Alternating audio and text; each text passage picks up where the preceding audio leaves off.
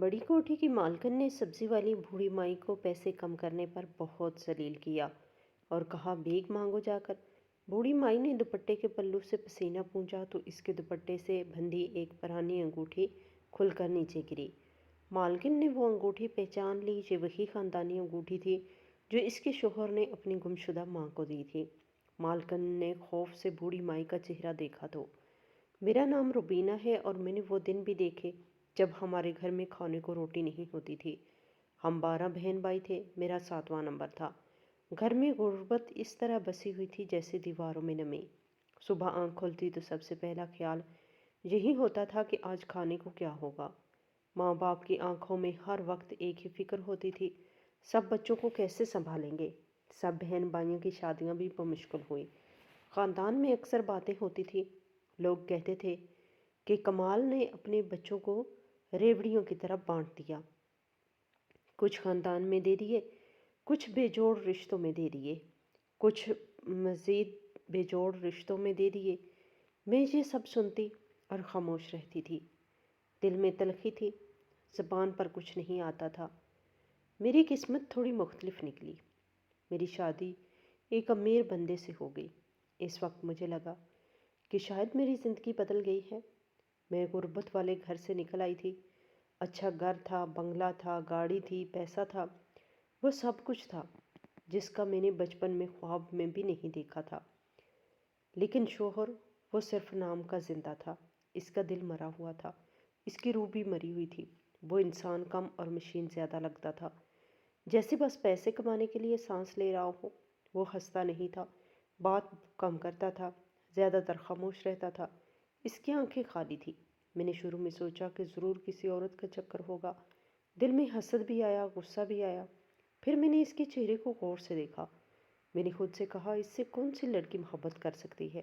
شکل میں کوئی کشش نہیں تھی، باتوں میں کوئی گرمی نہیں تھی، پھر بھی یہ ممکن تھا کہ وہ کسی کے پیچھے مجنون ہو۔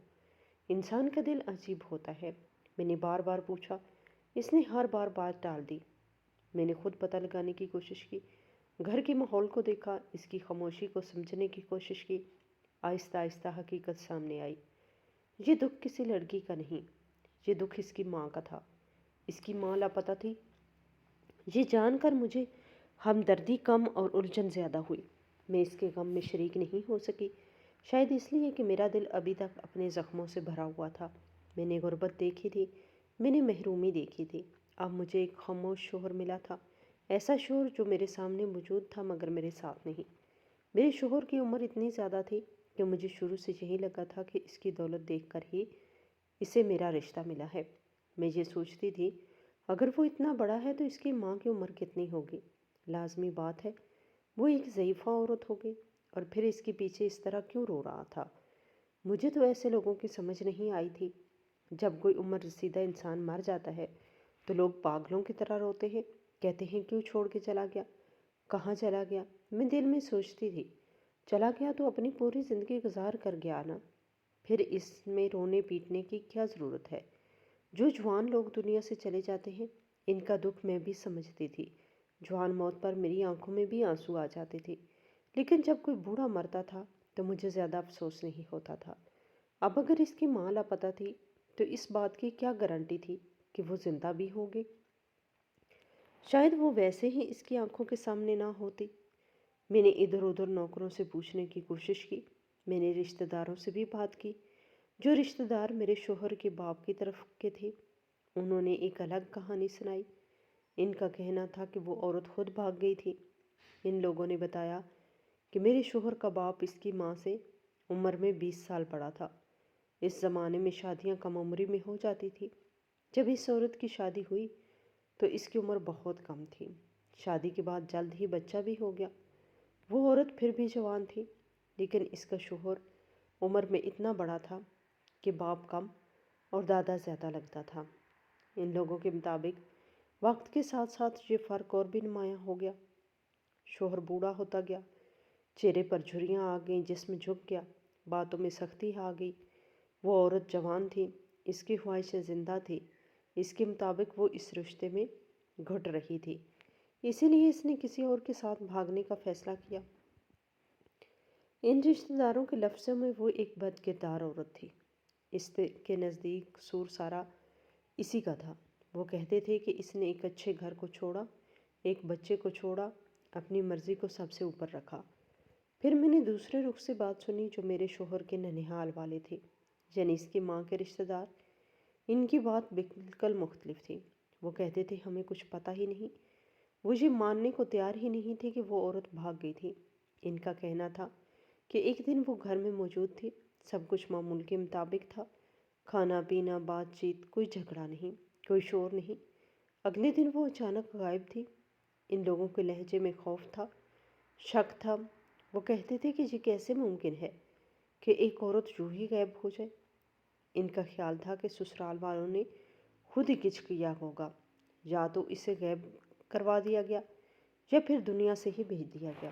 وہ کہتے تھے کہ اگر وہ بھاگتی تو کوئی نشان تو چھوڑتی، کوئی پیغام تو دیتی، کوئی خبر تو آتی۔ میں یہ دونوں کہانیاں سنتی تھی۔ ایک طرف بد کردار عورت کا الزام تھا، دوسری طرف سازش اور خاموش جرم کا شک تھا۔ میرے شوہر ان دونوں کہانیوں کے بیچ میں کہیں گم تھا، اور میں اس سب کو سن کر بھی اس کے دکھ کو اپنا دکھ نہیں بنا پا رہی تھی۔ لیکن میرے شوہر کا موقف اپنی ماں کے بارے میں بہت ہی سادہ اور بالکل کلیئر تھا۔ وہ اس کی شان میں کوئی گستاخی برداشت نہیں کر سکتا تھا۔ اگر کوئی ذرا سا بھی شک کا لفظ بول دیتا تو اس کے چہرے پہ سختی آ جاتی تھی، آواز بدل جاتی تھی، آنکھوں میں غصہ آ جاتا تھا۔ وہ بس ایک ہی بات کہتا تھا، اس کی ماں ایسی عورت نہیں ہو سکتی۔ دل ہی دل میں مجھے بھی یہی لگتا تھا کہ وہ عورت بھاگ گئی ہوگی۔ میں یہ بات ماننے کے لیے اس لیے بھی تیار تھی کیونکہ اب میں خود اسی جگہ کھڑی تھی۔ میرا شوہر بھی عمر میں مجھ سے بڑا تھا، اس کو میرے ساتھ پیار محبت کرنے کی کوئی خاص ضرورت محسوس نہیں ہوتی تھی۔ اس کی زندگی میں سب کچھ تھا سوائے احساس کے، اور میں جوان تھی، میں خوبصورت تھی، میرے اندر خواہشیں زندہ تھی۔ میں نے اس کی ماں کی جوانی کی تصویر دیکھی۔ وہ تصویر دیکھ کر میں واقعی حیران رہ گئی۔ وہ عورت حقیقت میں بہت حسین تھی۔ چہرے میں نرمی تھی، آنکھوں میں زندگی تھی، بالوں میں دلکشی تھی۔ مجھے سمجھ نہیں آ رہا تھا کہ ایسی عورت نے اتنے لمبے عرصے تک کیسے گزارا ہوگا۔ پھر میں نے اپنے سسر کی تصویر دیکھی تو وہ میرے شوہر سے بھی زیادہ گئے گزرے تھے۔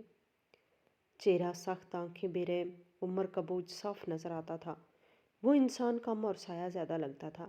مجھے لگا کہ شاید اس عورت کے لیے اس رشتے میں سانس لینا بھی مشکل ہو گیا ہوگا۔ یہ سب سوچتے ہوئے مجھے اپنی حالت یاد آتی تھی۔ میں بھی ایک ایسے مرد کے ساتھ بندھی ہوئی تھی جو جسمانی طور پہ موجود تھا مگر جذباتی طور پر کہیں اور تھا۔ میں اس عورت کو الزام دینے کے قابل نہیں رہتی تھی، پھر بھی میں اپنے شوہر کے سامنے اس کی ماں کے لیے کچھ برا نہیں بولتی تھی۔ مجھے معلوم تھا کہ وہ برداشت نہیں کرے گا، وہ بس غصہ ہی کر سکتا تھا۔ خاموشی میری مجبوری بن چکی تھی۔ میں جب اپنے گھر جاتی تھی تو میری ایک الگ ہی شان ہوتی تھی۔ میں وہاں کسی عام لڑکی کی طرح نہیں جاتی تھی۔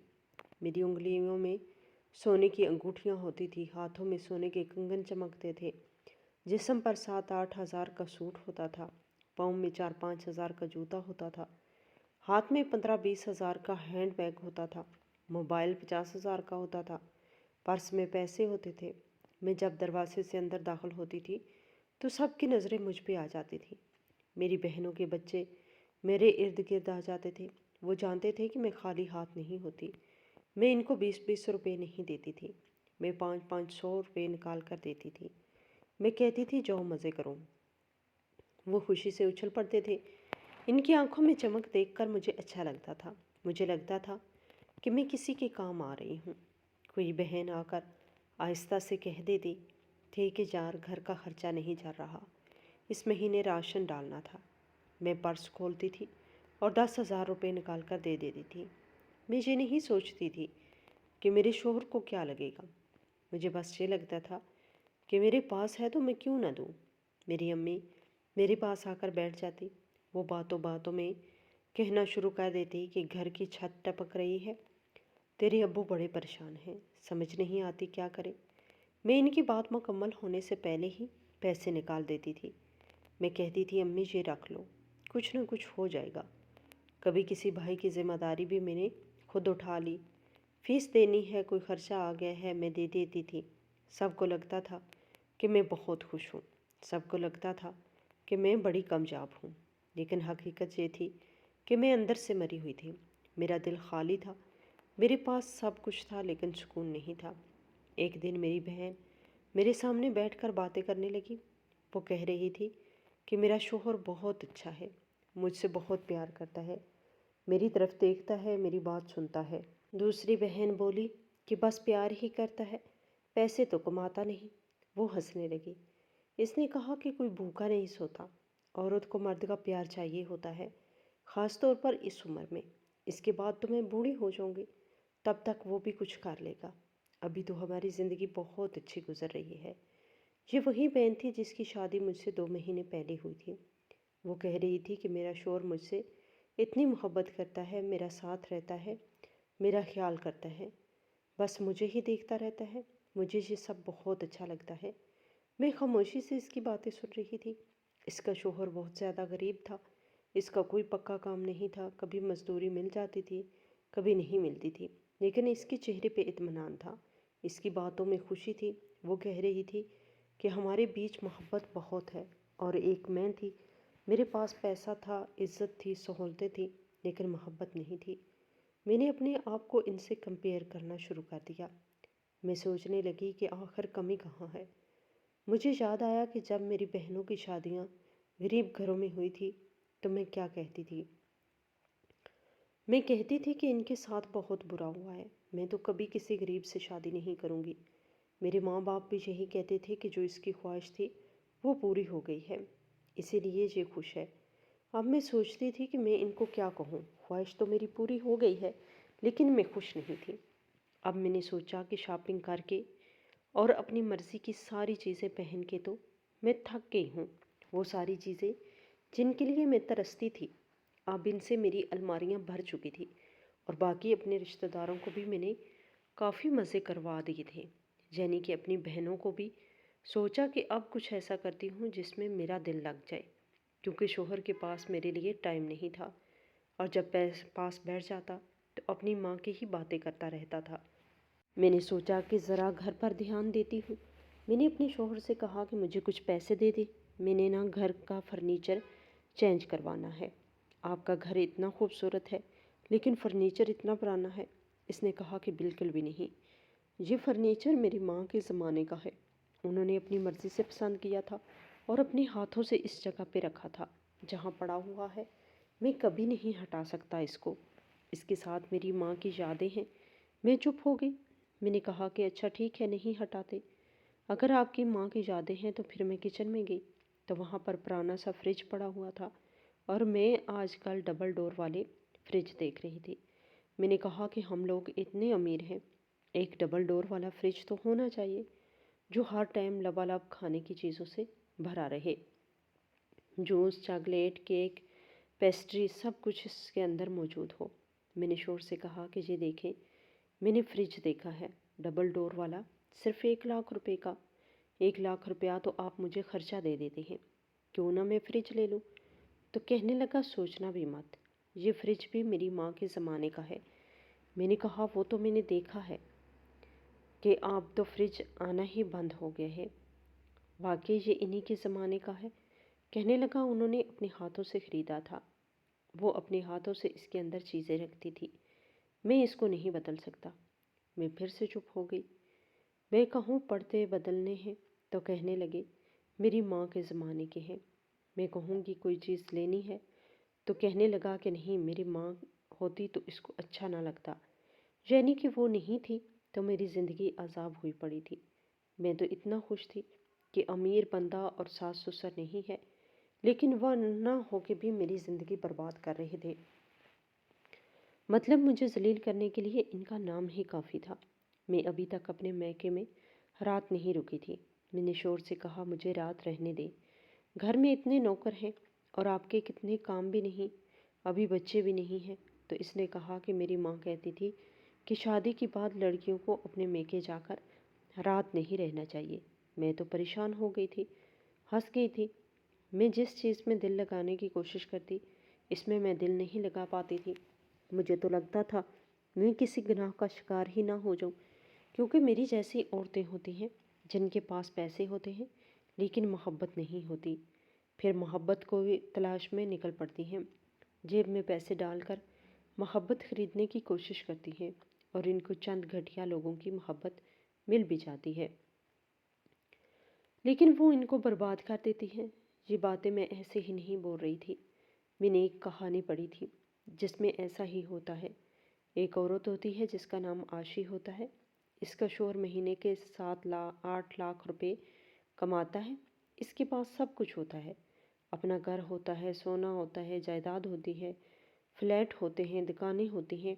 इसके बच्चे जवान होते हैं, अच्छे कपड़े होते हैं, अच्छे जूते होते हैं, सब कुछ होता है इसके पास, लेकिन मोहब्बत नहीं होती, क्योंकि इसका शोहर इस काबिल नहीं होता कि वो इसको मोहब्बत कर सके। इसीलिए वो एक जवान जहान खूबसूरत लड़के को पैसे के दम पे पटा लेती है और पैसे फेंक फेंक कर इसे अपना आप दे दिया करती है। गुनाह की दलदल में इस कदर खो जाती है, इस कदर गुम हो जाती है कि सब कुछ भूल जाती है। इसे पता ही नहीं चलता कि वो कितने बड़े बड़े गुनाह कितनी आसानी से करती जा रही है। इसकी दौलत भी जा रही है, इसका ईमान भी ख़त्म हो रहा है, और वो समझ रही होती है कि इसकी खूबसूरती से मोहब्बत की जा रही है, जबकि इसकी दौलत से मोहब्बत की जा रही होती है, क्योंकि खूबसूरती तो इसके पास होती नहीं। 50 साल की उम्र में इसका चेहरा बिल्कुल फूल चुका होता है और वज़न इतना ज़्यादा होता है कि इसे देखकर भैंस भी शर्मा जाए, और चेहरे पर बिल्कुल कोई रौनक, कोई खूबसूरती नहीं होती, बिल्कुल एक बदसूरत औरत होती है।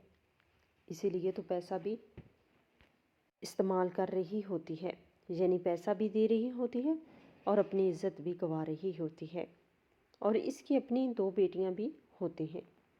वो ये भी नहीं सोच रही कि जो मैंने किया वो कल को कहीं मेरी बेटियों के आगे ना आ जाए। और जिस औरत का वो घर बर्बाद कर रही होती है, यानी इस लड़के की जो बीवी होती है, वो कोई आम खातून नहीं होती। इसे पहले से ही सब कुछ पता चल रहा होता है और वो जासूसी में लगी होती है, और फिर एक दिन वो इसका भांडा फोड़ देती है, क्योंकि वो बड़ी ख़तरनाक और असूल परस्त औरत होती है। जब इसको पता चल जाता है तो वो इस औरत की आशी की ऐसी दुर्गत बनाती है कि वो फ्लैट छोड़कर बेचारी भाग जाती है। इसके बाद बस अपने दिल को झूठी तसल्ली देने के लिए ये साबित करती फिरती है कि मैं खुश हूँ। मैंने ये कहानी पढ़ी थी तो मुझे बड़ी इबरत हासिल हुई थी। मैं नहीं चाहती थी कि मेरी अपनी ज़िंदगी ऐसी हो जाए, इसीलिए मैंने सोचा था कि मैं ऐसा कुछ नहीं कर सकती। इसीलिए जगह जगह दिल लगाने की कोशिश कर रही थी, कभी घर में, कभी फर्नीचर में, कभी चीज़ों में, कभी पर्दों में, कभी गार्डन में, कभी फ्रिज में। लेकिन मेरा शोहर मुझे ये सब करने नहीं दे रहा था। मेरा शोहर हर वक्त अपनी माँ की कहानियाँ सुनाता रहता था। वो बैठते ही पुरानी बातों में चला जाता था, कभी इसके बचपन की बात, कभी इसके साथ गुजरे हुए दिन, कभी वो दुख जो इसके चेहरे से कभी उतरता ही नहीं था। वो बार बार एल्बम निकालता, पुरानी तस्वीरें दिखाता, मैं खामोशी से देखती रहती थी। एक दिन मैंने इस एक तस्वीर दिखाई जो बाकी तस्वीरों की निस्बत ज़रा ज़्यादा क्लियर थी। मैंने गौर से देखा, इसकी माँ एक कुर्सी पर बैठी हुई थी, चेहरे पर हल्की सी मुस्कुराहट थी, लिबास सादा था लेकिन नफासत थी। मेरी नज़र सीधी इसकी उंगली पे जाके रुकी। इसकी उंगली में एक बहुत ही प्यारी सी अंगूठी थी, इसमें नीले रंग का पत्थर लगा हुआ था। वो पत्थर आम नहीं लग रहा था, इसमें एक अजीब सी चमक थी। मैंने बेख्तियार कह दिया, ये देखें, ये तो बिल्कुल हीरे जैसा पत्थर लग रहा है। आपकी माँ की अंगूठी तो बहुत कीमती लग रही है। मेरा शोहर बोला, ये हीरे नहीं, हीरे जैसा नहीं लग रहा, ये हीरा ही है, ये नीलम है, ये बहुत महंगा होता है। इसके लहजे में फ़ख्र था। मैंने हैरत से इसकी तरफ देखा। मैंने पूछा कि इतनी महंगी अंगूठी आपकी माँ को किसने दी? वो ज़रा सीधा होकर बैठ गया। इसने कहा कि मैंने दी थी, मैंने खुद तोहफ़ा दिया था। इनके हाथ में ये अंगूठी बहुत अच्छी लगती थी, वो इसे बहुत शौक़ से पहनती थी। मैंने दोबारा तस्वीर को देखा, वाकई वो अंगूठी इस औरत के हाथ में बहुत खूबसूरत लग रही थी। मुझे ना चाहते हुए भी एक ख्याल आया। मैंने पूछा, کہ اب یہ انگوٹھی کہاں ہے۔ دل میں یہ سوچ رہی تھی کہ ماں تو موجود نہیں، زیور تو شاید گھر میں ہی رکھا ہوگا۔ اس نے بڑے سادہ انداز میں کہا کہ وہ انگوٹھی ان کے پاس ہی چلی گئی۔ میں خاموش ہو گئی۔ میرے دل میں ایک عجیب سی خالی جگہ بن گئی۔ میں سوچنے لگی کہ کاش یہ انگوٹھی مجھے مل جاتی۔ نیلم بہت مہنگا ہوتا ہے اور اتنا بڑا ہیرا قسمت والوں کو ہی ملتا ہے۔ میں نے خود کو سمجھانے کی کوشش کی کہ یہ سب سوچنا غلط ہے، لیکن سچ یہ تھا کہ میرے نصیب میں کچھ بھی نہیں تھا، نہ محبت، نہ توجہ اور نہ ہی وہ نیلم کی انگوٹھی۔ میرے شوہر نے ایک دن مجھے یہ بھی بتایا کہ یہ سب کچھ میری ماں کے نام ہے، گھر، زمین، کاروبار، بینک اکاؤنٹ، سب کچھ۔ میں نے حیرت سے اس کی طرف دیکھا۔ میں نے کہا لیکن وہ تو لاپتہ ہے۔ اس نے فوراً جواب دیا کہ لاپتہ ہے، مری تو نہیں گئی نا۔ اس کے لہجے میں عجیب سی ضد تھی۔ میں نے کہا کہ لیکن آپ کیسے کہہ سکتے ہیں؟ ایک انسان جو 15 سال سے لاپتہ ہے، آپ نے سب کچھ اس کے نام پہ رکھا ہوا ہے۔ آپ کو تو ابھی تک سب کچھ اپنے نام پر شفٹ کر لینا چاہیے تھا۔ اس نے میری پوری بات ہونے دی۔ اس نے کہا کہ میں کیسے کر سکتا ہوں؟ جب تک ماں کے دستخط نہیں ہوتے سب کچھ میرے نام کیسے ہو سکتا ہے؟ میں نے کہا کہ لیکن وہ تو اس دنیا میں نہیں ہوں گی۔ یہ بات میرے منہ سے نکل گئی۔ جیسے ہی یہ جملہ بولا، میں نے اس کے چہرے کا رنگ بدلتے دیکھا۔ اس نے سخت لہجے میں کہا، خبردار جو دوبارہ ایسی بات کہی۔ کیوں نہیں ہوں گی؟ میری ماں اس دنیا میں ہے۔ تمہیں کیا لگتا ہے وہ مر گئی ہوں گی؟ میں نے خود کو سنبھال کر کہا کہ آپ خود ہی تو کہہ رہے تھے کہ 15 سال ہو گئے ہیں۔ 15 سال کوئی کم عرصہ نہیں ہوتا۔ اس نے غصے سے کہا کہ میری ماں زندہ ہے۔ اس کے بعد میں نے کہا، اگر میں سارا کچھ اپنے نام کرانا چاہوں تو مجھے اپنی ماں کا ڈیتھ سرٹیفکیٹ بنوانا پڑے گا، اور میں ایسا کبھی نہیں کروں گا۔ اس نے کہا کہ میں جانتا ہوں پیسوں سے سب کچھ ہو سکتا ہے، ڈیتھ سرٹیفکیٹ بھی بن جاتے ہیں، لیکن میں اپنی زندہ ماں کے لیے یہ گناہ نہیں کروں گا۔ میں یہ سب سن کر سوچ میں پڑ گئی۔ میرے دل میں پہلی بار یہ خیال آیا کہ میرا شوہر تو پاگل ہے۔ میں نے دل ہی دل میں کہا کہ اس سے اچھا تھا کہ اس کی ماں واقعی زندہ ہوتی۔ میں کچھ بھی کر کے اس کا دل جیت لیتی، اس کی خدمت کرتی، اس کے قریب رہتی، اس کے ذریعے اس کے بیٹے کے دل تک پہنچ جاتی۔ لیکن جہاں تو معاملہ ہی الٹا تھا۔ ایک ایسی عورت جو موجود ہی نہیں تھی، وہ میرے اور میرے شوہر کے درمیان دیوار بنی ہوئی تھی۔ میں آہستہ آہستہ اندر سے ٹوٹنے لگی۔ گھر میں وقت گزارنا مشکل ہو گیا تھا۔ میرا شوہر اپنے کام میں رہتا، میں اکیلی بڑے بڑے کمروں میں گھومتی رہتی۔ بوریت میری رگوں میں بھر گئی تھی۔ اب ایسا ہونے لگا تھا کہ گھر میں کوئی چھوٹا موٹا کام ہوتا تو میں خود ہی کرنے بیٹھ جاتی تھی۔ ٹائم گزارنے کے لیے اگر نوکرانی آ کر کہتی کہ مٹر منگوائے ہیں تو میں کہتی کہ مجھے دے دو، میں بیٹھ کر مٹر چھین لوں گی۔ کبھی میں خود کھانا پکانا شروع کر دیتی، حالانکہ کھانا پکانے کے لیے الگ نوکرانی موجود تھی، لیکن اس طرح میرا وقت کچھ تو گزر جاتا تھا۔ میں اپنی بہنوں کو بلانے کی کوشش کرتی تھی، فون پر کہتی تھی آ جاؤ کچھ دن میرے پاس رہ لو۔ وہ کہتی کہ ہم شادی شدہ ہیں، اپنا گھر چھوڑ کر نہیں آ سکتی ہیں۔ پھر وہ یہ بھی کہتی کہ ہمارے شوہروں کو اچھا نہیں لگتا کہ ہم زیادہ وقت تمہارے گھر گزاریں۔ میرے گھر والوں کا آنا جانا بھی آہستہ آہستہ کم ہو گیا تھا۔ جو لگتا تھا جیسے میں ایک خوبصورت پنجرے میں قید ہوں۔ باہر سے سب کچھ شاندار تھا، اندر صرف خاموشی تھی، بوریت تھی، خالی پن تھا، اور اسی بوریت میں میری زندگی گزر رہی تھی۔ ایک دن میں گھر کے لان میں بیٹھی تھی، صبح صبح کا وقت تھا۔ اس دن موسم غیر معمولی طور پہ اچھا تھا، ہلکی سی ہوا چل رہی تھی، دھوپ نرم تھی، لان کی گھاس ابھی شبنم سے نم تھی۔ میرا شوہر کام پہ جا چکا تھا۔ رات کو اس کے ساتھ پھر بحث ہوئی تھی، وہی پرانی باتیں، وہی سرد لہجہ۔ اس کے جاتے جاتے بس ایک بات کہی تھی کہ کسی کے گھر کو کسی بھی حوالے سے بدلنے کی کوشش نہ کیا کرو۔ اس جملے کے بعد وہ خاموشی سے نکل گیا۔ میں لان میں کرسی پر بیٹھی خالی نظروں سے سامنے دیکھ رہی تھی۔ میرے پاس کرنے کو کچھ نہیں تھا۔ دل میں ایک بوجھ سا تھا जो उतरने का नाम ही नहीं ले रहा था। इसी दौरान दरवाजे पे दस्तक हुई। मैंने नौकरानी को आवाज़ दी। मैंने कहा, जाकर देखो कौन है। थोड़ी देर बाद इसकी आवाज़ आई। मैंने पूछा, कौन है? वो बोली, सब्ज़ी बेचने वाली है, कह रही है सब्ज़ी खरीद लो।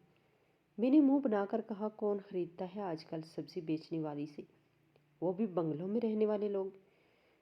फिर मैंने ज़रा रुक कर कहा कि अच्छा, इसको अंदर बुला लो, मैं देखती हूँ, हो सकता है सब्ज़ियाँ ताज़ा हों। नौकरानी इसे अंदर ले आई। वो नीचे ज़मीन पर बैठ गई। एक बूढ़ी सी औरत थी, उम्र कोई 60-61 साल के करीब हो गई। इसके चेहरे पर थकन साफ नजर आ रही थी। कपड़े पुराने थे, हाथ खुरदरे थे, लेकिन इसकी सब्जियां वाकई बहुत फ्रेश थी। इसके पास मौसम का एक फल भी था जो अभी मार्केट में भी नहीं आया था। मैंने दिल ही दिल में सोचा कि चलो खरीद लेती हूँ, वैसे भी मेरे पास करने को कोई काम नहीं था। मैंने पहले कहा ना था ना कि जो भी काम मिलता था मैं कर लेती थी। इसी तरह थोड़ा वक्त गुजर जाता था। मैंने इससे फल लेने का कहा। इसने कीमत बताई। मैंने कहा, इतने पैसे? इसने कहा, इतने ही बनते हैं। मैंने फ़ौरन कहा, इतने कैसे बनते हैं? तुमसे पैसे की बात कर ली तो इससे सामान ले लिया। तुम तो सर पर ही चढ़ गई हो, घर घर आकर सब्जियां बेचती हो।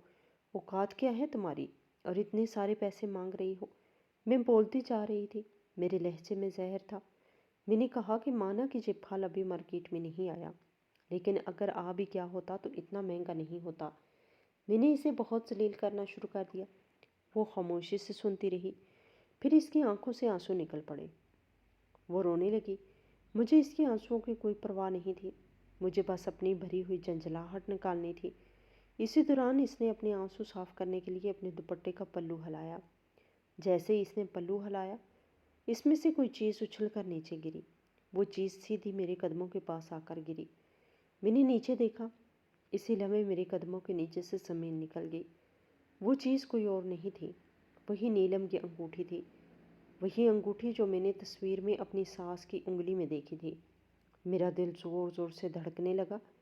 मैंने आहिस्ता से सर उठाकर इस औरत की तरफ देखा। इसकी शक्ल कुछ कुछ मिल रही थी। आंखें, नाक, चेहरे का खदुखाल, सब कुछ।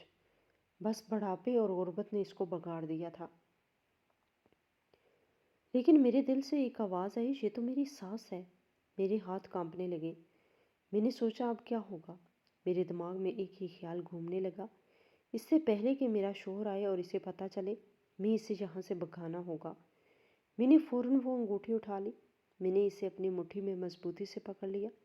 मैंने इधर उधर देखा जैसे कोई मुझे देख न ले। मेरी सांस तेज़ हो गई। इसी लम्हे दरवाज़ा बजा। चौकीदार ने पूरा गेट खोल दिया। इसका मतलब था कि मेरा शोहर गाड़ी लेकर आ चुका था। वो चलता हुआ हमारे करीब आकर खड़ा हो गया। इसने एक नज़र इस औरत पर डाली, फिर मेरी तरफ देखा और बोला, क्या हो रहा है? मैंने फ़ौरन कहा कि कुछ नहीं हो रहा। ये गरीब औरत है, ज़्यादा पैसे मांग रही है, मैं दे रही हूँ इसको पैसे। मैंने अंगूठी अपनी मुट्ठी में और ज़ोर से भींच ली। दिल ज़ोर ज़ोर से धड़क रहा था। मैं जल्दी जल्दी बोल रही थी। मेरा मकसद सिर्फ ये था कि मेरा शोर यहाँ ना रुके, वो अपने घर में कमरे में चला जाए। इसके बाद मैं इस बूढ़ी औरत को किसी तरह यहाँ से निकाल दूँ। मेरे दिमाग में एक ही ख्याल था, अगर ये औरत मेरी ज़िंदगी में नहीं थी तो भी इतने मसले थे, अगर ये वापस आ गई तो फिर क्या होगा? मैं ये सब सोच रही थी कि इससे पहले मेरा शोहर मेरी बात मानकर वहाँ से जाता, वो बूढ़ी औरत अचानक बोल पड़ी। इसने कहा, साहब जी, इनको कहें उन्होंने फल नहीं खरीदने तो मेरे पैसे तो दे दें, और अगर पैसे नहीं देने तो मेरी अंगूठी तो वापस कर दें। मेरा दिल जैसे बैठ सा गया। मेरे जिस्म में सनसनी दौड़ गई। मेरे शोहर ने चौंक कर पूछा, कौन सी अंगूठी माँ जी? वो औरत फ़ौरन बोली, इनके हाथ में है मेरी अंगूठी। मेरे शोहर ने मेरी तरफ देखा। इसकी आंखों में सवाल था। इसने कहा, क्या है तुम्हारे हाथ में? मैंने फ़ौरन कहा, कुछ नहीं, ये झूठ बोल रही है। कौन सी अंगूठी? इस गरीब औरत के पास कहाँ से अंगूठी होगी? लेकिन अब इसको भी अंदाज़ा हो चुका था कि मेरे हाथ में कुछ न कुछ ज़रूर है। इसका लहजा सख्त हो गया। इसने कहा, दिखाओ तुम्हारे हाथ में क्या है। मेरे हाथ कांपने लगे। मैंने इनकार करने की कोशिश की, लेकिन अब कोई रास्ता नहीं था। जैसे ही मैंने मुट्ठी खोली وہ ایک لمحے کے لیے بالکل ساکت ہو گیا۔ اس کی آنکھیں پھیل گئیں۔ اس نے انگوٹھی دیکھ لی اور اسی لمحے اس نے اپنی ماں کو بھی پہچان لیا۔ وہ زور سے چیخا، ماں! اور اگلے ہی لمحے اس کے گلے لگ گیا۔ وہ رونے لگا۔ اس کے کندھے ہل رہے تھے۔ اس کے آنسو اس عورت کے کندھے پہ گر رہے تھے۔ وہ برسوں کا دکھ ایک ساتھ بہا رہا تھا، لیکن وہ عورت اسے پہچان نہیں پائی۔ اس نے تھوڑا پیچھے ہو کر کہا، تم کون ہو بیٹا؟ میں تمہیں نہیں جانتی ہوں۔ میرا شوہر ایک لمحے کو گھبرا گیا۔ اس نے اس کا چہرہ غور سے دیکھا، پھر اس کی آنکھوں میں خوف آ گیا۔ اسے سمجھ آ گیا کہ معاملہ کچھ اور ہے۔ لگتا تھا کہ یادداشت کا مسئلہ ہے، جیسے ماں کی یادداشت چلی گئی ہو۔ میرا شوہر اس وقت مجھے جیسے بھول ہی گیا تھا۔ اس کی ساری توجہ اپنی ماں پر تھی۔ وہ اس کا ہاتھ پکڑ کر اندر لے گیا۔ فوراً ڈاکٹر کو بلایا گیا۔ شام تک بہت سی باتیں واضح ہو چکی تھی۔ ڈاکٹر نے بتایا کہ اس کی یادداشت متاثر ہے۔ سر پر پرانی چوٹ کا نشان بھی تھا۔ شاید کسی وقت سر پر شدید چوٹ لگی تھی، اسی وجہ سے یادداشت چلی گئی ہوگی۔ وہ گھر سے کیوں گئی تھی؟ اس کا سوال کسی کے پاس نہیں تھا، خود اس عورت کے پاس بھی نہیں، لیکن اب وہ واپس مل گئی تھی۔ اسے آہستہ آہستہ سمجھایا گیا، بتایا گیا کہ یہ آپ کا گھر ہے، یہ آپ کا بیٹا ہے، پرانی تصویریں دکھائیں گی۔ کچھ دیر بعد وہ مان گئی۔ اس نے کہا کہ مجھے واقعی یاد آ رہا ہے کہ میرا شروع کا وقت کہیں اور گزرا تھا، لیکن میں کون ہوں؟ میرے ماں باپ تھے یا نہیں؟ میرا شوہر تھا؟ یہ سب مجھے یاد نہیں۔ میرے شوہر کے لیے تو جیسی عید ہو گئی تھی۔ اس کی گمشدہ ماں اسے مل گئی تھی۔ اس کی آنکھوں میں خوشی تھی، اس کے چہرے پر سکون تھا۔ وہ بار بار اپنی ماں کے پاس جا رہا تھا، اس کے سر پر ہاتھ رکھ رہا تھا، اور میں ایک طرف خاموش کھڑی یہ سب دیکھ رہی تھی۔ میرے دل میں خوشی نہیں تھی، میرے دل میں خوف تھا۔ مجھے ایسا لگ رہا تھا کہ اب میرے ساتھ کچھ برا ہونے والا ہے۔ ایک ہفتہ گزر گیا۔ اس پورے ایک ہفتے میں میرا شوہر میرے کمرے میں ایک بار بھی نہیں آیا۔ وہ سارا دن اپنی ماں کے پاس رہتا تھا، ان کے پاؤں دباتا، ان کو اپنے ہاتھ سے کھانا کھلاتا، ان کے پاس بیٹھا رہتا، رات کو وہی فرش پر یا صوفے پہ سو جاتا، جیسے اس دنیا میں اب اس کے لیے اور کوئی وجود تھا ہی نہیں۔ وہ ان کا علاج کروا رہا تھا، ڈاکٹر آتے تھے، دوائیں چل رہی تھی، وقت پر کھانا، وقت پر آرام۔ صرف ایک ہفتے کی دیکھ بھال سے ہی واقعی ان کی شکل بدل گئی تھی۔ چہرے کی ویرانی کم ہو گئی تھی، آنکھوں میں تھوڑی سی روشنی آ گئی تھی، جسم میں جان واپس آنے لگی تھی۔ یادداشت ابھی تک واپس نہیں آئی تھی۔ وہ بہت سی باتیں بھول چکی تھی، لیکن ایک بات پر ان کا پورا یقین تھا، یہ میرا بیٹا ہے۔ ان کو یقین دلانے کے لیے بہت سی چیزیں تھیں، تصویریں تھیں، پرانے کپڑے تھے، پرانی باتیں تھیں، سب کچھ ان کو دکھایا گیا تھا۔ وہ خاموشی سے سب دیکھتی تھی، کبھی سر ہلا دیتی تھی، کبھی بس کہہ دیتی تھی کہ ہاں شاید ایسا ہی ہے۔ ایک ہفتے کے بعد میرا شوہر میرے کمرے میں آیا۔ وہ پہلی بار اس کمرے میں آیا تھا جب سے اس کی ماں ملی تھی۔ اس کا لہجہ سخت تھا۔ اس نے آتے ہی کہا کہ تم کیا کر رہی تھی؟ تم ان کے ساتھ کیا کر رہی تھی؟ تم انہیں بھگا رہی تھی؟ تم انہیں ذلیل کر رہی تھی؟ میں نے فوراً کہا کہ ایسا کچھ نہیں ہے، مجھے تو پتہ ہی نہیں تھا کہ وہ تمہاری ماں ہے۔ وہ غصے سے بولا کہ اگر تمہیں پتہ نہیں بھی تھا تو بھی تم ایک بوڑھی عورت کے ساتھ ایسا رویہ کیسے کر سکتی تھی؟ اس نے کہا تمہیں پتہ کیسے نہیں تھا اس انگوٹھی کے بارے میں؟ تم اچھی طرح جانتی تھی، وہ انگوٹھی تمہارے ہاتھ میں تھی، پھر تمہیں کیسے سمجھ نہ آئی کہ وہ میری ماں ہے؟ تم نے ان کی تصویر بھی دیکھی ہوئی تھی۔ اس کے لفظ تیر بن کر میرے اوپر گر رہے تھے۔ اس نے کہا مجھے لگتا ہے تم یہی چاہ رہی تھی کہ گھر میں ساس نہیں ہے تو نہ آئے تو بہتر ہے، اور اگر میں اس وقت نہ آتا، کیونکہ وہ وقت میرے آنے کا وقت نہیں تھا، میں کسی اور وجہ سے آیا تھا، تو شاید تم انہیں وہاں سے بھگا دیتی اور میں ساری زندگی یہ نہ جان پاتا کہ میری ماں زندہ ہے۔ میں نے اس کی بات کاٹ کر کہا کہ آپ خود سے باتیں بنا رہے ہیں، ایسا کچھ بھی نہیں تھا، اتنا تو میں نے سوچا بھی نہیں تھا۔ وہ اور غصے میں آ گیا۔ اس نے کہا کہ تم نے اتنا ہی سوچا تھا، میں تمہیں اچھی طرح جانتا ہوں، مرد عورت کی نیت جانتا ہوں، عورتوں میں رہتے ہوئے 1 سال ہو گیا ہے، میں تمہیں سمجھ چکا ہوں۔ اس نے کہا اس حرکت کے لیے میں تمہیں اپنی زندگی سے نکال بھی سکتا ہوں، تم جانتی ہو کہ میرے لیے میری ماں کتنی اہم تھی، پھر بھی تم نے یہ حرکت کی۔ جب اس نے کہا کہ میں تمہیں اپنی زندگی سے نکال سکتا ہوں تو میرے جسم میں لرزہ دوڑ گیا، میرا دل زور سے دھڑکنے لگا، میں ڈر گئی، میری آنکھوں سے آنسو نکل آئے، میں رونے لگی۔ اسی لیے میں پیچھے سے میری ساس آ گئی، وہ آہستہ آہستہ چلتی ہوئی اندر آئی، انہوں نے ساری بات سن لی تھی۔ انہوں نے سخت آواز میں کہا، کیوں بہو کو باتیں سنا رہے ہو؟ اس کو کچھ پتہ نہیں تھا، کیوں اس کو پریشان کر رہا ہے؟ انہوں نے میرے شوہر کی طرف دیکھ کر کہا، اور تو کون ہوتا ہے اس کو طلاق دینے والا؟ طلاق دے گا اس کو؟ اتنے عرصے کے بعد مجھے میرا خاندان ملا ہے، میرا بیٹا ملا ہے، میری بہو ملی ہے، اور تو میری بہو کو مجھ سے دور کرے گا؟ انہوں نے غصے سے کہا، دفع ہو جا یہاں سے۔ میرے شوہر ایک لمحے کے لیے خاموش ہو گیا، اس نے کوئی جواب نہیں دیا، وہ سر جھکا کر وہاں سے چلا گیا۔ میں ٹوٹ گئی، میں فوراً اپنی ساس کے پاس گئی، میں نے ان کی گلے لگ کر رونا شروع کر دیا۔ میں نے کہا، مجھ سے بہت بڑی غلطی ہو گئی، مجھے معاف کر دے۔ انہوں نے میرے سر پر ہاتھ رکھا، انہوں نے کہا، بیٹا کوئی بات نہیں، تجھے کیا پتا تھا، اب میں آ گئی ہوں، اب اگرچہ تیرے ساتھ بدتمیزی کرے تو مجھے بتانا۔ میں نے روتے ہوئے کہا، ٹھیک ہے، میں نے تو سوچا تھا کہ میری ساس کے آنے سے میری زندگی اور زیادہ عذاب میں بدل جائے گی، کہ اب جو بھی ہوگا وہ مزید پیچیدہ ہو جائے گا، لیکن حقیقت بالکل الٹ نکلی۔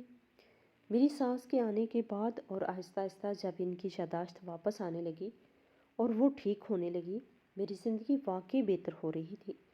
پہلے جو خالی پن تھا، جو بوریت تھی، جو تنہائی تھی، وہ سب آہستہ آہستہ ختم ہو گئی تھی۔ اب ہر دن ایک نیا آغاز لگتا تھا۔ میں نے محسوس کیا کہ اب میں تنہا نہیں رہی، میرے پاس ایک رہنما ہے، ایک مضبوط سہارا ہے، اور ایک انسان جو میری زندگی کو ترتیب دینے میں میری مدد کر رہا ہے۔ شروع میں نے انہیں بتایا کہ میں نے گھر کے فرنیچر کو بدلنا تھا۔ میں نے سوچا تھا کہ کچھ چیزیں نئے انداز میں رکھی جائیں تو گھر کا ماحول بدل جائے گا، لیکن انہوں نے فوراً کہہ دیا کہ یہ تم نے خود رکھا ہے، مجھے فرنیچر بدلنے کی ضرورت نہیں ہے۔ میں نے چونک کر ان کی طرف دیکھا، وہ مسکراتی ہوئی بولی کہ فرنیچر کیا چیز ہوتی ہے؟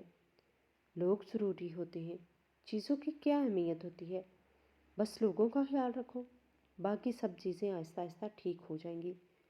میں حیران تھی کہ انہوں نے سب کچھ کیسے اتنی آسانی سے اور سیدھی باتوں میں سمجھا دیا۔ وہ آگے بڑھی اور خود فرنیچر کے پاس جا کر سارا پرانا فرنیچر ہٹانے لگی۔ میں نے اپنی پسند کی چیزیں دکھائی اور جو فرنیچر میں نے ہاتھ سے چنا تھا وہی خریدا گیا۔ گھر میں ہر چیز میری مرضی کے مطابق رکھی گئی، ہر کمرے میں ہر چیز کی جگہ وہی ہوئی جو میں چاہتی تھی، کہیں بھی کوئی بے ترتیبی نہیں تھی، صوفے کہاں رکھنا ہے، ٹیبل کہاں، کرسیاں کہاں، سب کچھ میری پسند کے مطابق۔ اس کے بعد میں نے انہیں فریج کے بارے میں بتایا۔ میں نے کہا، یہ پرانا ہو چکا ہے، اس میں چیزیں خراب ہو رہی ہیں، رسک بڑھ رہا ہے۔ وہ فوراً بولی، ایسا نہیں ہونا چاہیے۔ انہوں نے میری پسند کا وہی ڈبل ڈور فریج منگوا دیا، اور صرف فریج ہی نہیں بلکہ اس میں میرے لیے چاکلیٹ، بسکٹ، جوس سب کچھ رکھوا دیا۔ ہر وہ چیز جو مجھے پسند تھی وہ سب وہاں موجود تھی۔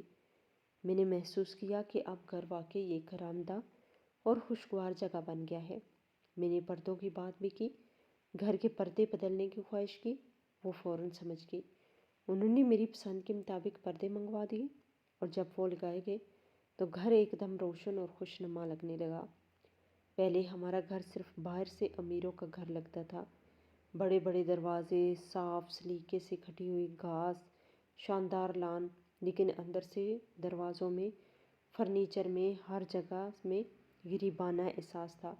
اب گھر کے اندر سے بھی امیروں کا گھر لگنے لگا تھا، ہر چیز اپنی جگہ، ہر چیز کا انداز، ہر چیز کی شان۔ اس کے بعد میں نے اپنی ساس کو اپنے رشتہ داروں سے ملایا، اپنی بہنوں سے، اپنی ماں باپ سے، ان سب سے مل کر مجھے بہت بڑی خوشی ملی۔ میری ساس نے بھی سب کو پیار سے گلے لگایا، سب کے لیے ایک نرم رویہ اپنایا، اور انہوں نے سب کو کہا کہ جب دل کرے تو گھر آنا، تم لوگ میری فیملی جیسے ہو۔ اور یہ جملہ سن کر سب رشتہ دار بھی خوش ہو گئے۔ وہ سب سمجھ گئے کہ اب گھر میں سب کے لیے جگہ ہے۔ سب کو قبولیت ملی، یہاں تک کہ میرے شوہر نے کہا تھا کہ اسے میری بہنوں کا آنا جانا پسند نہیں۔ لیکن اب سب کچھ بدل گیا تھا۔ گھر کی بھی ٹیوننگ ہو گئی، رشتہ داروں کی بھی، سب کی جگہیں، سب کے تعلقات، سب کی خوشی۔ اب صرف میرے شوہر کی باری تھی۔ میں نے اپنی ساس کو سب کچھ بتا دیا کہ وہ میرے شوہر کو وقت نہیں دیتا، میرے لیے ٹائم نہیں دیتا۔ شادی کو 1 سال ہو گیا ہے اور میں ابھی تک ماں نہیں بنی۔ یہ سب کچھ اس کی بیٹی کی وجہ سے ہو رہا ہے۔ میری ساس نے فوراً کہا، اسے میں صحیح کرتی ہوں۔ واقعی انہوں نے ایسا کیا۔ میرے شوہر کو اتنے سالوں بعد ملی تھی، وہ ہر بات ان کی مانتا تھا جیسے کوئی پتھر پہ لکیر ہو۔ میری ساس نے کہا کہ بہو کو ہنی مون پہ لے جاؤ، وہ بس اسی بات پہ چل دیا۔ انہوں نے مجھے 1 مہینے کے لیے باہر لے گئے۔ وہاں بھی اگر کوئی بات نہیں مانتی تھی تو میں فوراً اپنی ساس کو فون کر دیتی، بلکہ وہ خود فون کر کے پوچھتی، بات مان رہا ہے، شاپنگ کروا رہا ہے، کسی چیز سے منع تو نہیں کر رہا۔ جب واپس آئے تو پتہ چلا کہ میں ماں بننے والی ہوں۔ اس خبر نے گھر میں خوشیوں کا سماں باندھ دیا۔ میری ساس نے پھر میرے ناز و نخرے اٹھانے شروع کیے۔ ایک نوکرانی میری پسند کا کھانا بنانے کے لیے، ایک نوکرانی میرے پاؤں دبانے کے لیے، وہ خود بھی میری خدمت میں لگ گئے۔ انہوں نے میرے شوہر کو بھی بالکل سیدھا کر دیا، اس کو سمجھایا کہ تیری بہو تیری نسل بڑھا رہی ہے، تیری اولاد پیدا کرنے کے لیے تکلیف اٹھا رہی ہے، تیرا کام ہے اس کا ہر لحاظ سے خیال رکھنا، اب سے تو اسے ہر وقت سہارا دینا ہے۔ میری ساس کے آنے کے بعد میری زندگی بدل گئی تھی۔ ہر دن خوشیوں سے بھر گیا۔ میرے دل میں ایک خوشی کا سمندر تھا۔ میں اتنی زیادہ خوش ہو گئی تھی کہ الفاظ میں بیان نہیں کر سکتی۔ وہ میری سب سے اچھی دوست تھی۔ ہر بات میں، ہر فیصلے میں، ہر چھوٹی بڑی ضرورت میں وہ میرے ساتھ تھی۔ ہر صبح اٹھتے ہی سب سے پہلے میں اسے دیکھتی، اور ہر شام کو وہ مجھے یاد دلاتی کہ گھر میں محبت اور احترام سب سے پہلے آتا ہے۔ انہوں نے مجھے زندگی کا ایک نیا رخ دکھایا۔ ہر چھوٹا کام، ہر چھوٹی خوشی، ہر روز کا معمول اب مکمل اور خوشگوار تھا۔ میں اب گھر کے ہر کونے میں خوشی محسوس کر سکتی تھی۔ میں نے محسوس کیا کہ اب نہ صرف گھر کی حالت بہتر ہو رہی ہے، بلکہ میرے دل کی حالت بھی بہتر ہو گئی۔ میری ساس کی موجودگی نے میرے شوہر کے رویے میں بھی تبدیلی کر دی۔ وہ پہلے جیسا سخت دور اور خود غرض نہیں تھا، اب زیادہ خیال رکھنے والا، زیادہ محبت کرنے والا اور زیادہ سمجھدار تھا۔ میرے شوہر کی زندگی میں بھی خوشی آ گئی۔ وہ اپنی ماں کے قریب تھا اور مجھے بھی وقت دے رہا تھا۔ ہمارے درمیان اب تناؤ نہیں تھا، ہر مسئلہ آسانی سے حل ہو رہا تھا۔ میں نے اپنی ساس کو دیکھا، وہ مسکرا رہی تھی، ان کی آنکھوں میں سکون تھا، ان کا چہرہ خوشی سے روشن تھا۔ میں نے دل ہی دل میں سوچا کہ واقعی یہ میری سب سے بڑی نعمت ہے۔ ان کے آنے سے میری زندگی مکمل ہو گئی۔ میری ساس صرف میری رہنما نہیں، بلکہ میری سب سے اچھی دوست بن گئی تھی، اور میری زندگی واقعی بدل گئی تھی۔ ہر دن میں ان کے ساتھ رہنا، ان سے سیکھنا، ان کے تجربات سے فائدہ اٹھانا مجھے ایک نئے انسان کی طرح محسوس کروا رہا تھا۔ میری دنیا میں اب خوشی، سکون، محبت اور عزت سب کچھ موجود تھا، اور یہی میرے لیے سب سے بڑی خوشی تھی۔ میری ساس اور میرے درمیان ایک مضبوط رشتہ بن گیا تھا۔